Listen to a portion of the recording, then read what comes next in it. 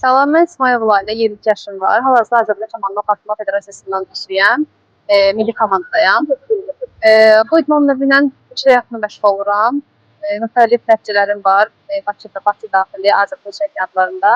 Son nəticəm bizim kuboklar olur 4 mərhələli. Son nəticəm kubokun 3-cü mərhələsində 2-ci yer tutmuşam. İnşallah gələcəkdə daha böyük xəyallarım və arzularım var. Özüm üçün yaxındır bu sahələ məşğul olduğum üçün. Gənclər, əsasən gənclərə, əslində bizə yaş kateqoriyası yoxdur. 7 yaşdan 50 yaşa qədər, 55 yaşa qədər məşğul olmaq olar.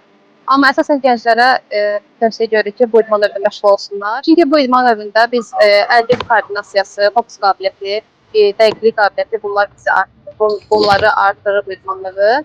Ona görə uşaqlara, əsasən gənclərə tövsiyə edilir bu idmanla məşğul olmağı. Həm də digər idman növlərinə əsasən bu idman növü olimpiyadada təmsil edir ölkəmizi, bayrağımızı qaldırırıq.